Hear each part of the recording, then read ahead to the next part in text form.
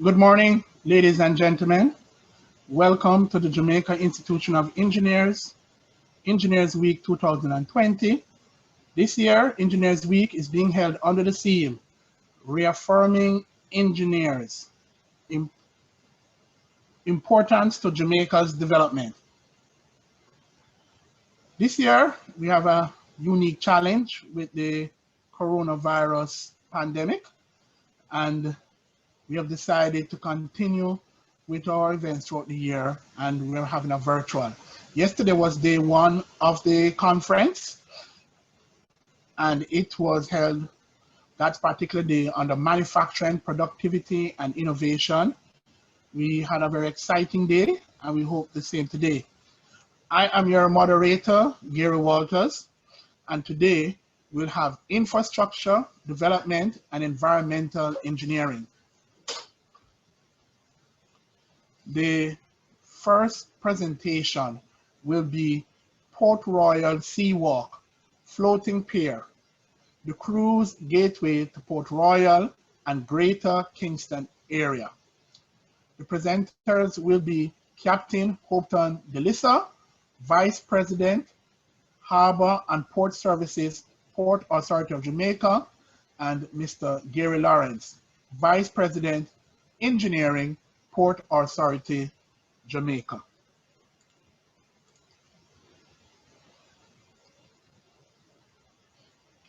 Captain Hopeton Delisser, having joined the Port Authority in 1978, Captain Delisser's experience in the maritime sector is unmatched. He is the current Harbour Master of Jamaica and is Chairman of the Board of Directors of the Caribbean Maritime Institute. He has also served on other boards, including the Quarantine Authority and the Port Security Corporation. As Harbour Master, he is responsible for the overall administration of port and harbour services at all areas that the Port Authority has responsibility, in addition to several statutory functions of the Harbour Master. Please join me in welcoming Captain Delisser and Mr. Gary Lawrence. Thank you very much, Gary. I'd just like to, and good morning, everyone. I'd just like to make a correction that I'm no longer the chairman of the Caribbean Maritime Institute, which is now the Caribbean Maritime University. Having said that, I'd like also to remark that our president and CEO, Professor Gordon Shirley, was invited to make the presentation, but he had a prior commitment, and as such, he has asked us to deputize. So we're very happy to participate in Engineers Week 2020 and to tell the story of the Port Royal project. I believe that the topic, reaffirming engineer importance to Jamaica's development, is quite relevant to the discussion this morning, particularly in the context that the Port Royal project commenced in July of 2019, and we're still able to receive our first vessel in January of 2020. I'd like to start by providing a brief background to the project. As you are fully aware, for many years, we have heard plans regarding the development of Port Royal, but that did not materialize for one reason or another. And so there was a period in 2016 when all of the cruise ports on the north coast of Jamaica were occupied due to congestion. And there was a vessel, the Monarch, which was making its way from Cartagena in Colombia to Grand Cayman and wanted to be accommodated in Jamaica. After much discussions, we decided that the vessel could be accommodated in Kingston at Kingston WHARF Limited. That call proved to be quite successful, and in fact, we had positive feedback from the passengers, so much so that the Prime Minister and the government of Jamaica mandated the Port Authority to investigate the possibility of establishing a cruise facility in Kingston. However, we were fully aware that the cruise lines were not amenable towards having or making calls to Kingston, what with its reputation, which is so negative with respect to crime and violence over many years. And so we thought that the ideal alternative would in fact be Port Royal. What were the objectives of establishing a cruise facility in Port Royal? I think the first objective was to develop a port and port facilities to create economic and social benefits while collaborating with other government of Jamaica agencies. We also wanted to enhance the unique historical assets of Port Royal for the benefit of not only Jamaicans, but also visitors. We thought we needed to create a gateway to Kingston, the cultural capital of the Caribbean, in an environmentally sustainable manner. And I'd like to stress the environmental aspect of it, because we were very careful to ensure that all of the related studies were done and all the permits obtained prior to the commencement of the work. And so today, we'd like to focus our presentation on what we intended to build, which really is a full-scale cruise facility, what has been built, terminal building, SEAWALK system, bus loading structures, civil works, and mechanical engineering and plumbing infrastructure. And of course, the Fort Charles initiative, which is very important to the project overall. And then the involvement we had with the town of Port Royal in respect of the ferry pier, the schools, and the Brotherhood housing. But the question to us was, why cruise shipping in Port Royal? We believe that the allure of Port Royal's mystique was a compelling factor, with its archaeological sites and assets and rich history. We also thought that cruise shipping was the most effective way of unlocking the full potential of Port Royal, and that Port Royal, being on the south coast of Jamaica in the Southern Caribbean, would be ideal for 7-night and 11 to 14-night cruises. We thought that the potential to host several compelling attractions linked to its history, for instance, Fort Charles, the sunken city, was ideal for this concept. And of course, Port Royal, as you know, lies in close proximity to culturally rich capital Kingston, with its own attractions, the Bob Marley Museum, Devon House, Culture Yard, etc. What were the historical factors that supported this choice of Port Royal?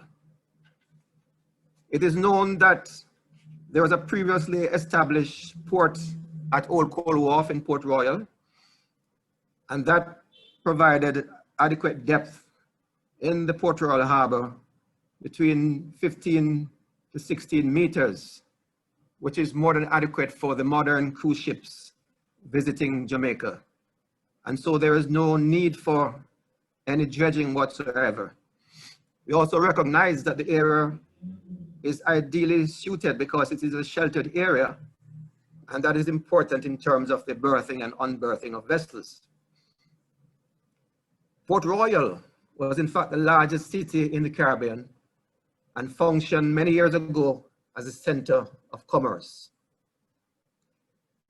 Right beside the facility, there's also the naval dockyard. We recognize also that Port Royal was the base for the British Navy for in excess of 300 years. And Old Coal Wharf was used as a coaling wharf and subsequently for cargo and 1 or 2 passenger ships. So there is a lot of historical reasons why the location was important in terms of further development. As you can see in that slide, the old coal wharf used to accommodate vessels there on your right, top right corner. The bottom right picture shows the Dr. No movie starring Sean Connery in 1962. And you can see the cruise ship in the background as well. As you know, ladies and gentlemen, Port Royal is in fact an ecologically sensitive area. And this means that the traditional or conventional docking system would not be appropriate for that area or that environment. And so we had to embark on a different method of establishing a cruise facility. And it became known to us that an innovative and technological advanced system was available, and we embarked on such a system. On the left, you can see the SEAWALK system, which is comprised of a floating buoy to the stern of the vessel, shown there. And the buoy is supported by 2 15-ton anchors, anchor weights, and chains. And that enabled us to have a capacity of 300 tons. And there you can see the mooring lines attached to the floating buoy. At the bow of the vessel, or the front of the vessel, there are 2 150-ton bollard, mooring bollards. Only one is shown in that picture. And that offers a capacity also of 300 tons for use of vessels mooring into the system. So what happens is that the ship will come and maneuver in between the floating buoy at the stern and the mooring bollards on the shoreline. When it gets into position, the mooring lines will be secured to the mooring buoy at the stern, and the bow lines will be secured to the bollards ashore. How the system works is quite simple, and my president likes to use the analogy of the jet bridge at the airport, where the aircraft comes into position and then the jet bridge will go to meet the aircraft. It's a similar system here, because the SEAWALK system will be unleashed from its forward position, will be taken out to the ship, will be secured alongside the passenger doors. The rails on the SEAWALK system will be removed, a gangway will be deployed, and the passengers will be able to disembark. Now there you have a more detailed picture of the SEAWALK system itself, which is really a floating dock. It was designed by a Norwegian company. It was constructed in Brazil. And I have to tell you that this is the only system of this sort in this hemisphere. So we are indeed pioneers in this regard. The system is in total approximately 230 meters long. It is comprised of 3 sections. The first 2 sections, the inner and the middle sections, are 72 meters long and 4 meters wide respectively. And the outer section, which goes alongside the ship, is 84 meters in length and 5 meters in width. As you can see, it is supported by 10 floating pontoons. It floats at a height of 2.2 meters above sea level. It's fitted with handrails and also solar lights. And you can see at the end of it, there's also an engine. It is propelled using 2 250 horsepower azimuth thrusters. It has a capacity of 3,000 tons and can in fact handle 4,000 passengers per hour. This system can also be deployed in 10 minutes or less. When the system is stored, it is put against the storage pile and secured until it's ready for further use. This slide shows the SEAWALK fully deployed, and you can see it's alongside the ship where the passengers disembark, and the SEAWALK is connected to a walkway linking the shoreline. In fact, that is the vessel Disney Wonder that came in on the 21st of June for the purpose of repatriating Jamaican crew members.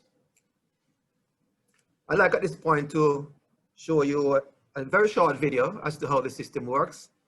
And this was done in the Norwegian fjord. There are 2 other places in the world that utilize this system, a location in Sweden as well as in Norway.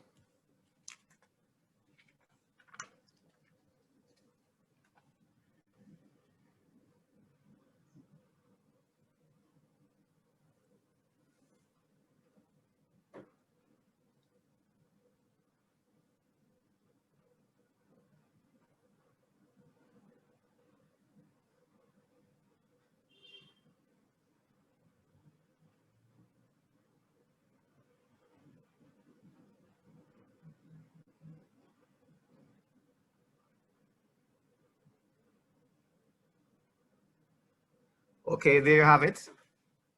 This slide shows you the route that the vessel takes when it's coming into the Port Royal Harbor. It is the same access, the main access channel leading into Kingston, into the port of Kingston, that is utilized by large container vessels.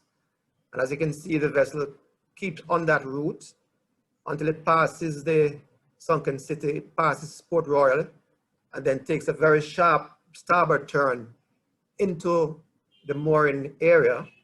The vessel is not moving as fast as was shown there. It moves very slowly over ground.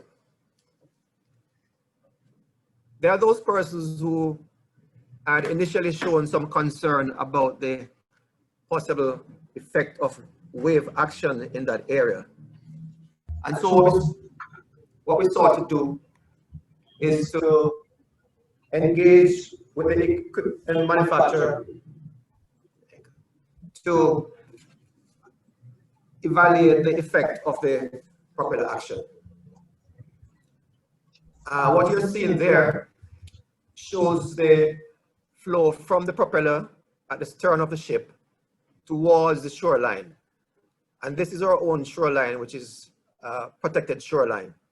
So it shows a distance of approximately 300 and 400 meters in a very directional manner.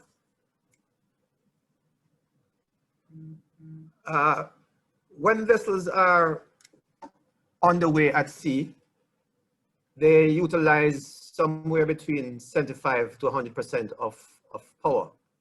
However, in the port, they are utilizing roughly 10% or 5 megawatts of that power. And as you can see from the graph, that is enough. That's sufficient for the vessel to maneuver effectively in the harbors. What this slide is showing is that utilizing 5 megawatts at a distance of 350 to 400 meters from the propeller converts to a flow velocity of 0.5 meters per second, or 1 knot. 1 knot is the same as 1 nautical mile per hour. And that's quite minimal. So that demonstrates clearly that the effect of wave action from vessels moored in that area is quite minimal. Ladies and gentlemen, the project is not focused only on the marine aspect. There's also the land side aspect of the project. And in that regard, I'm going to invite my co-presenter, Lawreance, to continue the presentation. Good morning, all. Thank you very much for having us. We'd like, first of all, to put things in a little bit of a context. The project, as Captain Delisser has pointed out, comprises both seaside and landside development. He has actually brought us a brief overview in terms of what is entailed in the seaside works in itself, in terms of SEAWALK, but in terms of bringing two things together, what it is that we have is the land side, which is supports what is being done in terms of SEAWALK. Now, essentially, the project was developed on a land side, was about 9 acres of land at what is known as Old Coal Wharf, which Captain has already given you a brief overview. But let's go back in terms of exactly what are the components of the SEAWALK system in itself. He has actually expressed to you and given you all the details in terms of the SEAWALK itself. But in order for that facility to actually work, there are other components. First of all, we have the floating pier, which he has given you all the overview of. And then we also have the SEAWALK foundation, which is indicated in blue, connecting that orange strip to the darker strip. That SEAWALK foundation is the anchoring point for which the SEAWALK is pivoted on. After that, you have the access trestle, which is the timber walkway which you saw in the photograph before, which actually transfers passengers from the SEAWALK onto land in itself. And to the right, you have the stowage bin, which he had also mentioned, which is where the SEAWALK, when not in use, is secured against. To the left, the green dot is the mooring bollards, which are constructed on land to which the vessel is secured.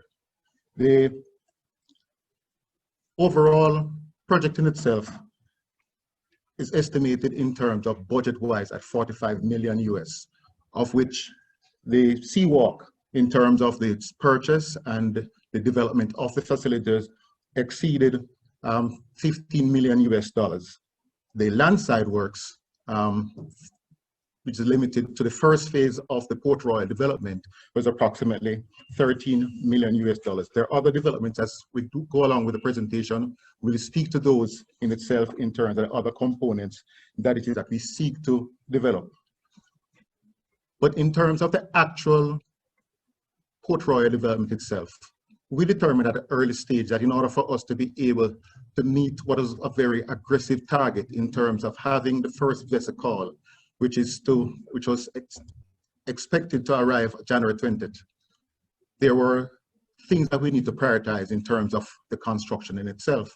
And as such, what we did is that, having developed the overall project, is that we eked out what were our priority areas. The terminal building, which is shown to the forefront of this slide, the bus loading structures to either side of the terminal building, which is the main area of transferring our passengers to the various stores, and which also included restrooms. Throughout the rest of the property, we had anticipated the development of other bus loading structures. To the far left of our, which is not shown exactly inside, we have our service area where it is that we would have our water tank, pump areas, and all the support services for the development. As we said before, given how aggressive the timelines were, we had to, first of all, select a group of consultants to be able to achieve the expected timelines.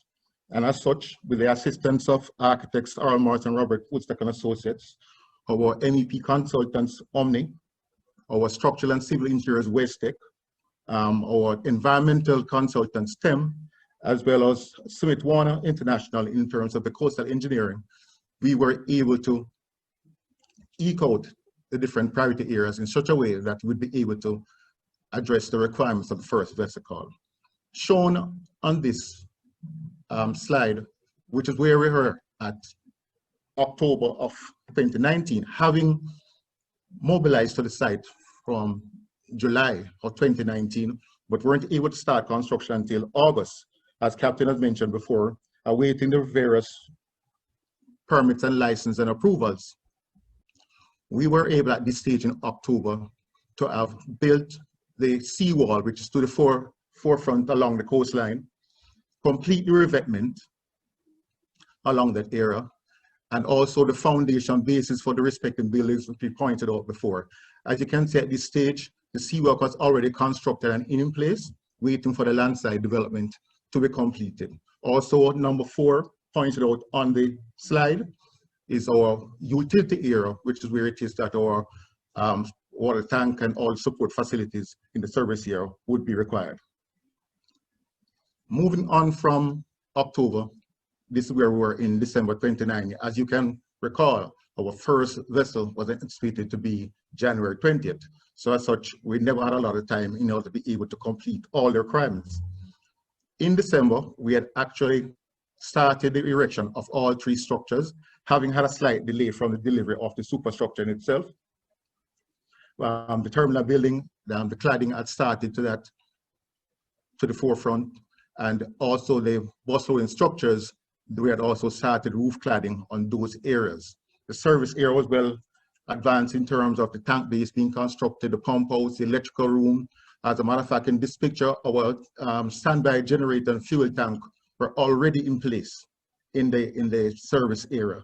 The treatment plant, which is shown to the top left, to the top of the screen, was relocated, and we'll speak about that some more as we go along in terms of exactly what transfer required to do that.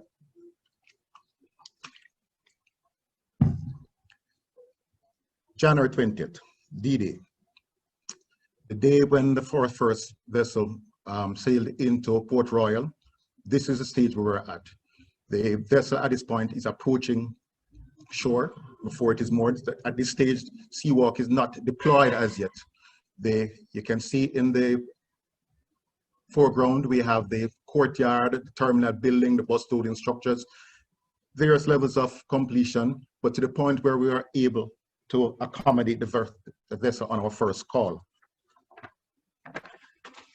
Continuing in February, where it is that we had our second call, we had a somewhat improved completion stage where the terminal building was practically completed, the bus loading structure similarly, and the courtyard with all the parking areas. At this stage, we had not completed landscaping as yet, but we were actually proceeding in terms of completing the respective items. And then COVID-19 set in.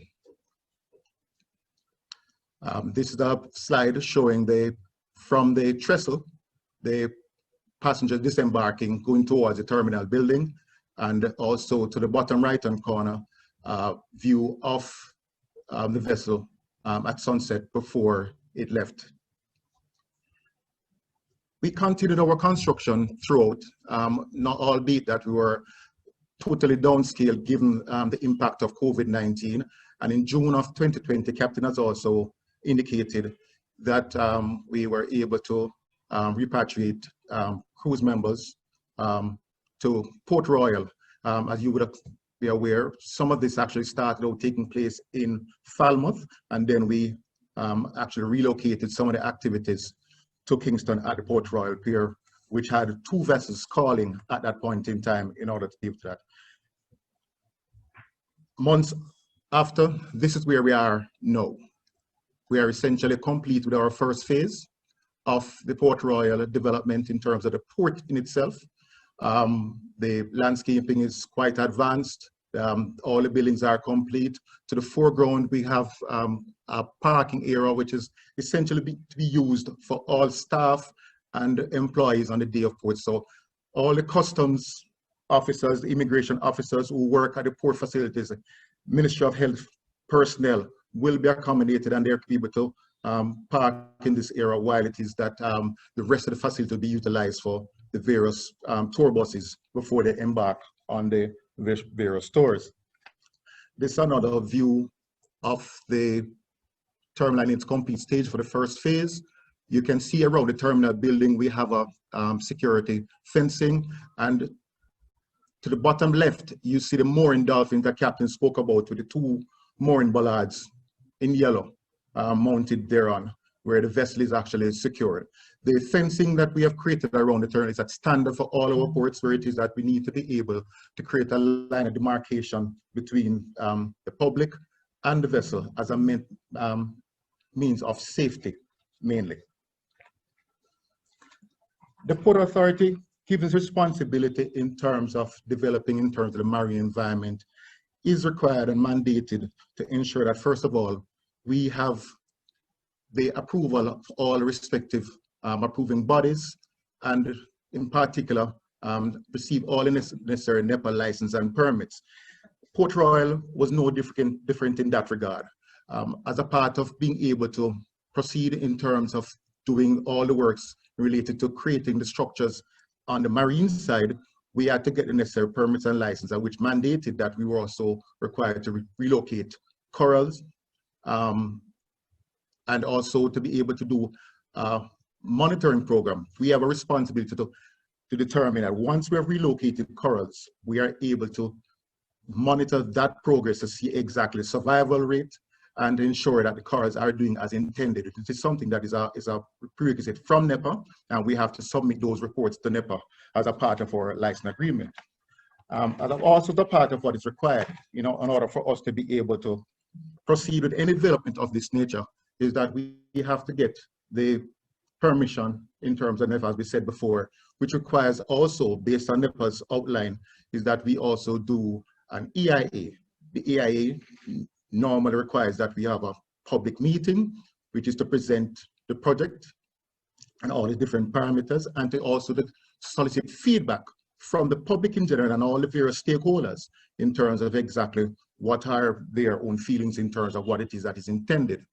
In that regard, on the 12th of July of 2019, we made our presentation to the public in Port Royal. The presentation was led by our environmental consultants, Tim, and we presented all the various factors from the various studies in terms of what will entail in terms of Port Royal development. A part of what we have continuously discussed is the fact that the development of Port Royal is a multi-agency development. It is not the Port Authority by itself. And as such, we've reached out and had collaboration with a vast cross-sector in terms of the various agencies. Critical to that as well was the Jamaica National Heritage Trust, given their own needs in terms of ensuring that the archaeological history and resources of Port Royal be maintained and ensure that there was no unrequired, unnecessary impact on that in itself. And as such, the Heritage Trust conducted an archaeological impact assessment. From that, after doing test pits and doing various digs across the sites, they determined that there was nothing of major consequence, although they did locate 2 ancient anchors, which we have removed and we are maintaining, and they will be utilized as a part of the overall ambience in terms of the final product for Port Royal in itself. The Port Authority at an early stage determined that we were not just involved in terms of building a port. We also wanted to create a destination. We felt that Port Royal had a unique history, and therefore it was something, while it was well established internationally, we wanted to be able to retell the story, to show what Port Royal really had to offer, not only in terms of its history, but also of its people. To that end, Fort Charles, which has been there from the 1600s, was a critical backdrop in terms of us creating that focal point to assist in terms of creating the destination of Port Royal.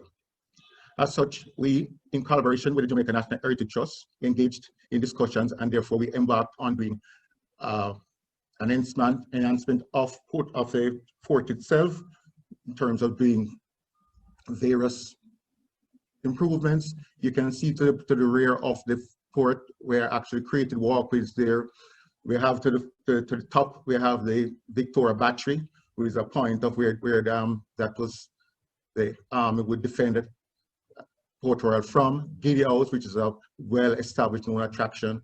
And you can see that we have various concrete pads. At this stage, when the photograph was taken, various structures which are planned for Fort Charles were not installed as yet, but have all subsequently been installed, which includes a new ticket office, restroom facilities, a new Giddy House, which is an area that we've actually built in terms of, which is shown to the far right, which is housing artifacts in terms of story about Giddy House in itself.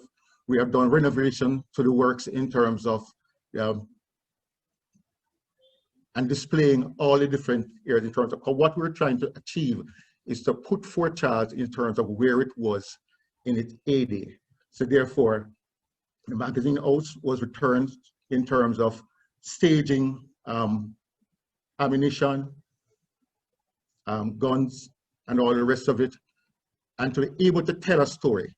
That story, by and large, we didn't feel that it should only be told by Port Authority. So what we did as a part of our engagement of the community is that we spoke to the community persons, and from that, we were able to get representatives who were trained and ended up being tour guides at the facility itself.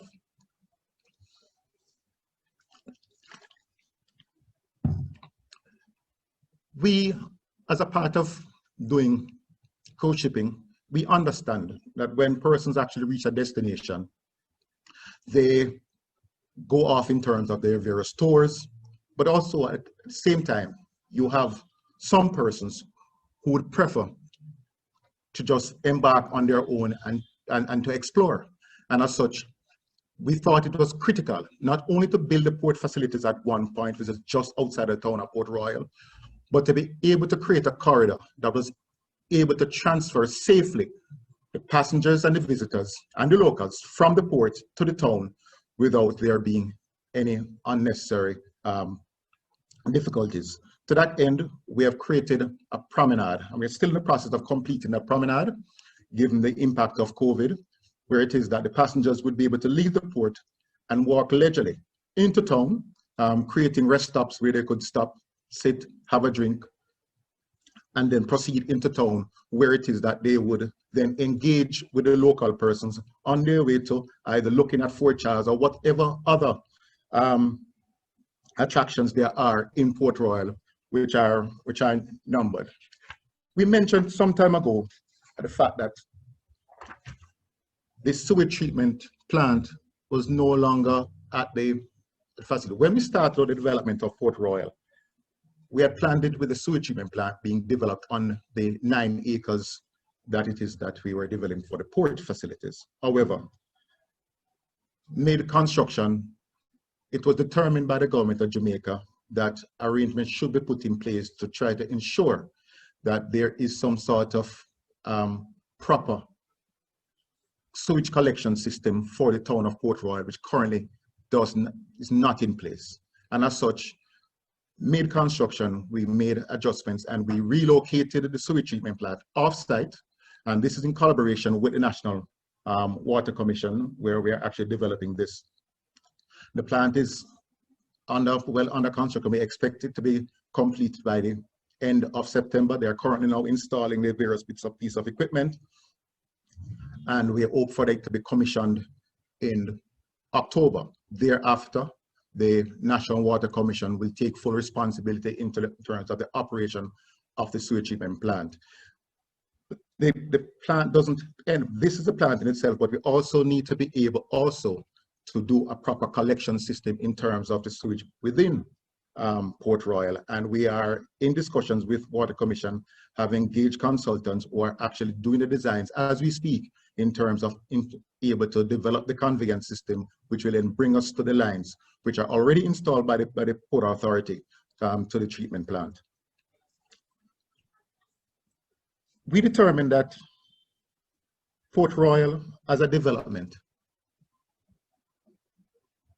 ideally should incorporate the views and the concerns of all residents of Port Royal. And as such, notwithstanding our requirement in terms of doing a public meeting, the Port Authority sought to engage the residents of Port Royal on numerous discussions, various town meetings, where it is that we, first of all, kept them abreast in terms of our progress, where we were in terms of the development in itself, sought from them what was their feedback, what were their needs in terms of the critical areas that it is that we could address, and if not address directly, bring to the fore the players who would be able to speak to that and be able to address that. Coming from those numerous meetings, the persons in Port Royal pointed to us that the ferry pier which was there was in a very dilapidated state.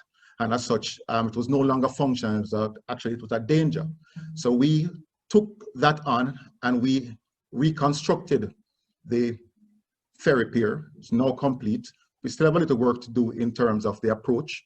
COVID-19 has delayed the completion of that section, but the ferry pier has been reconstructed, and that was actually done by the contractors who did the SEAWALK Foundation. They, completing ahead of time, went over to the ferry pier, drove the required piles, and the pier was actually completed in terms of the superstructure by the Harbours Department or the Port Authority. We also found out that they needed support in terms of the primary and infant school, in terms of the security of their boundaries, in terms of their IT services, and through our contractor ZDA, we made recommendations, and ZDA was able to actually complete on behalf of the primary school and infant school the boundaries, and also the repairs in terms of their play areas, in terms of the court that is utilized. Similarly, from those discussions, we felt that in terms of the condition of some of the housing stock in Port Royal, although we were concentrated on terms of building the port facilities itself, we also want to ensure that the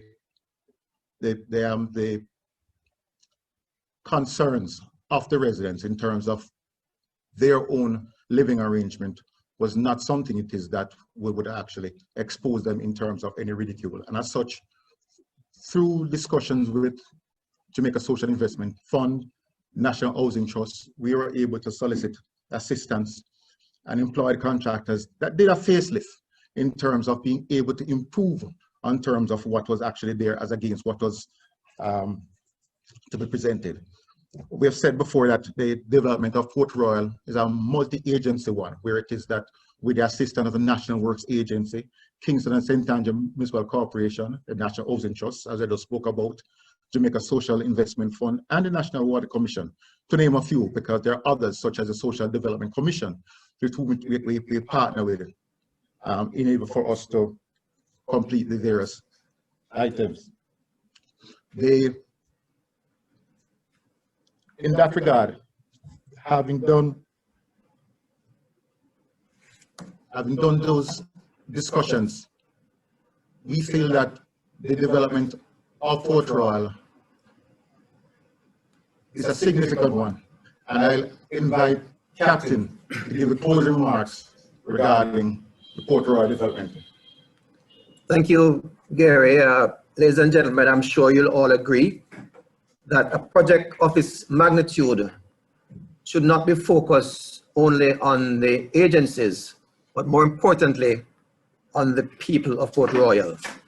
And for that reason, we had extensive engagement prior to the project and throughout the duration of the project, and also receive valuable feedback from the residents of Port Royal. We believe that it is important to promote greater economic advancement and job creation. And in that regard, I'm happy to say that we are able to employ in excess of 270 persons from Port Royal during the construction as well as during the operation. Residents have been trained as storytellers and tour guides, and they're able to tell the history of the town whilst at the same time earning from the project. We believe that cruise shipping is only possible using cutting-edge technology that appreciates the cultural and environmental assets of an area such as Port Royal. We think that the project accords to the United Nations Sustainable Development Goals and indeed Vision 2030. Thank you very much. All right, thank you, Captain Delisser and Mr. Gary Lawrence. Quite an interesting presentation there. I took note of the collaboration between the various state agencies, and it is something that is welcomed and I believe should be highlighted more whenever government has these type of projects. I note curiously that you made sure to include Bobby Stevens asking his question at the stakeholder meeting. But nevertheless, I'm pleased to hear as well as the cooperation and the input from the citizens of Port Royal. Too often we've heard cries that they are left out, and the tours and the tourists when they arrive are bussed out quickly. But the promenade is quite significant, and as they make their way into the town to view all the attractions. So it was indeed quite interesting. Once again, we note that Jamaica is taking a lead in terms of innovative technologies. You recall that the first water supply in the Western Hemisphere at Martha Brae was Jamaica, and the first town to get electricity, I believe, was Black River, also in the Western Hemisphere. So thank you very much, Port Authority. And we can now entertain some questions. Okay, so presently there is one question. The question is, what is the useful life of the floating SEAWALK at Port Royal? According to the equipment manufacturers, expected that the useful life will be in the region of 50 years. 50 years? Okay. Correct. Thank you.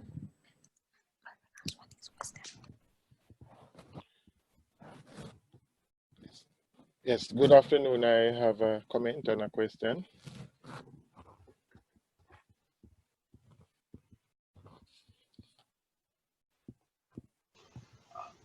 Junior, just introduce yourself and ask the question, please. Yes, good afternoon, everyone. My name is Junior Bennett.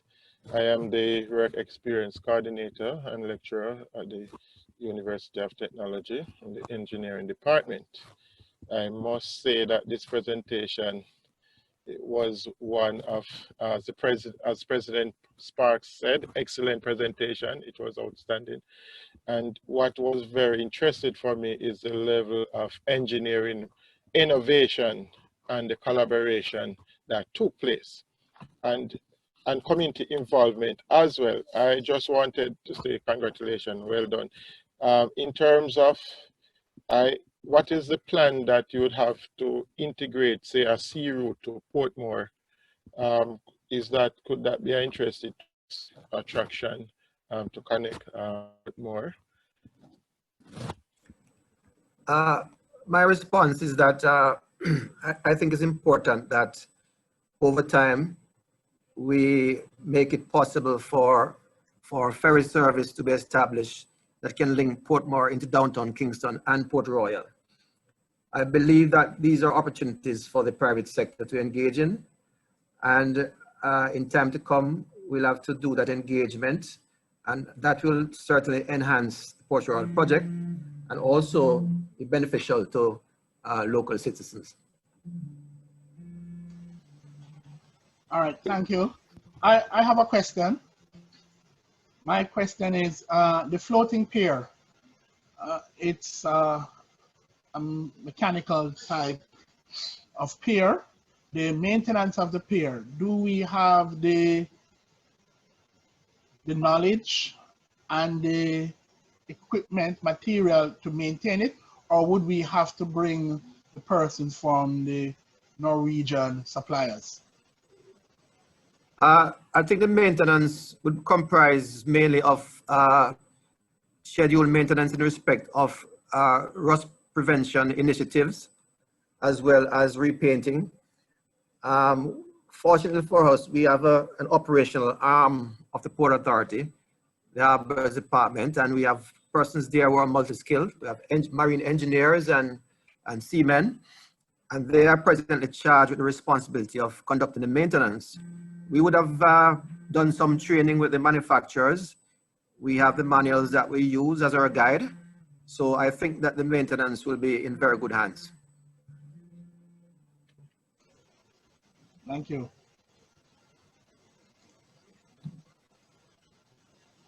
There's another question which is similar to the one that was just asked. So you can see it as a follow-up to that question. You may have answered aspects of it. So the question is, what level of maintenance is required and what system is in place for maintenance? And another part of that question is, the 50 years that you said the lifespan, the life expectancy is, does it include the maintenance?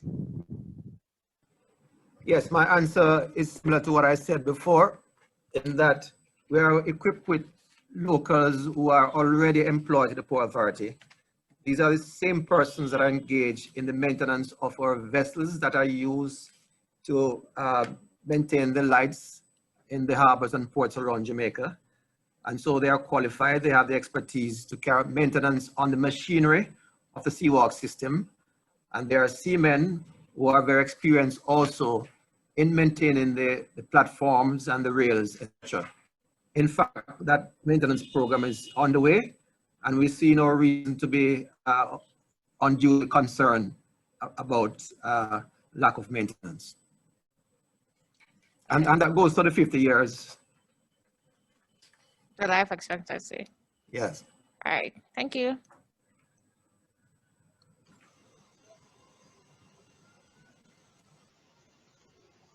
Just another question here, Captain. In terms of exploring the concept of underwater tourism, and there is much at Port Royal that tourists could explore. Is there a plan to do something like that and to manage the risk that is involved as well? Well, as indicated before, I think the Port Authority is quite willing to engage other players, both in the private and public sector. Initially, we view the development as a catalyst for other development and other allied services to the project.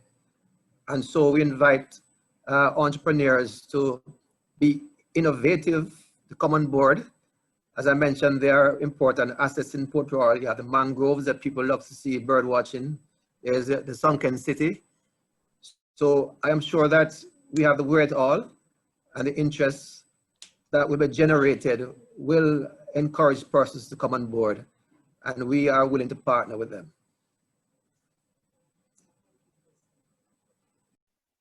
Thank you very much. Why I asked the question, if I could, is that we have the University of Technology. Of course, you have other universities too, where some of these concepts could really be investigated in research. So is it that you have a research and development unit that we can contact, and other universities could contact as well to explore some of these options? No, we do not have a separate research and development department. We do have marine engineers, we have civil engineers, and so rely on the expertise, in-house expertise. Where we find it necessary to engage external personnel, then we do so. But by and large, we have a good core of persons with expertise. And we can, in fact, collaborate with you and have discussions where needed. So we'll be quite willing to do so. Oh, okay, thank you very much. As you know, we have the issue in terms of Jamaica, and research is very low in terms of, and this is something that would make our country more competitive as well. So some of these, we really want them to be sustainable and to be informed by some findings and engage some of the millennials in terms of what is happening too. So that is part of the backdrop why I asked that question too. And thank you for your response and the work that you have been doing. All right, there are two more questions here from our attendees. The first one is, are you planning to expand this to other areas on the island, example, Salt River? Also, do we need assistance from a third party to build the next one, or can we do it ourselves? Thank you for the question. I say no, not at the moment, because in developing a cruise facility, I think there is always need for collaboration with the cruise lines in terms of their willingness to engage with us in particular locations. So that will have to be looked at in a very strategic way to see whether or not the supporting infrastructure will be there and will be ideally suitable for this kind of innovation. What we require is a sheltered area. The SEAWALK cannot operate in conditions which are over a certain limit, unlike the conventional dock. But by and large, we are charged with the responsibility for expanding the sector, and we will be looking at areas in general. With respect to being able to transfer the system to other areas, it is possible, but as I said before, the environmental and meteorological conditions are quite relevant in answering that question. So those aspects would have to be looked at quite carefully. Okay, thank you very much. Another question is, are there any what is the expected payback period for such an investment?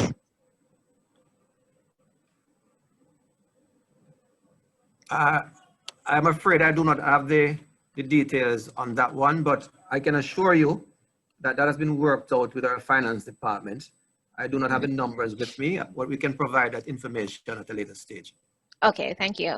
Another question, are there any plans to develop other attractions in the Port Royal area?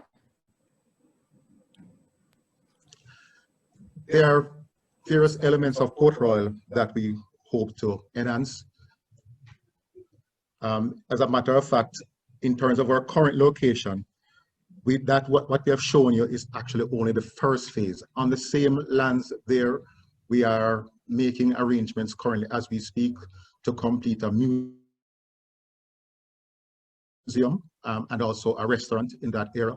And outside of that in itself, through the discussions with the other agencies in terms of the dockyard and other things within Port Royal, the Entry Plaza is another area that we've looked at in a discussion with the Heritage Trust in terms of being able to create an attraction there in itself and enhance the complete areas of Port Royal in such that it is a walking tour for persons to be able to move through the community and to actually see a part of history. So yes, what you're seeing now is the initial stage of our plans in terms of development.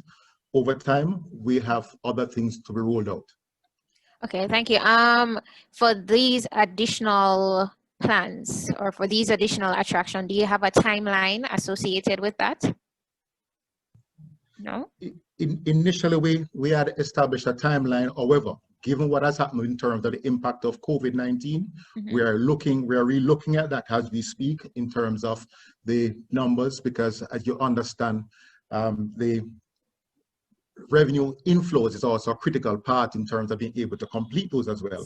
As it is, we speak, there are new ships coming to Jamaica, and while we're confident that it will resume shortly, until it is that we have sustainable amounts of vessels actually making calls, we won't be able to recast those numbers. So we will look at it as we go along in terms of re-establishing and revising the timelines. Okay, thank you. Another question. In the event of a hurricane, will the SEAWALK or floating pier be removed and stored, or is it capable of withstanding hurricane conditions? That depends largely on the severity of the system. Our plan is, if it's a minimal system, it can remain in position and stored with the support of the stove pile. If it's going to be a medium to major system, then our plan is to disconnect the SEAWALK and take it out to the mooring buoy, which has a capacity of 300 tons, and it will be secured and allowed to move freely in those conditions. All right, thank you for the questions. Are there any more? No. All right, good. Port Authority team, thank you for participating and for your presentation. We found it most informative, and we look forward to the conclusion of the project with all the attractions and the social interventions. So thank you, Captain Delisser and Mr. Gary Lawrence.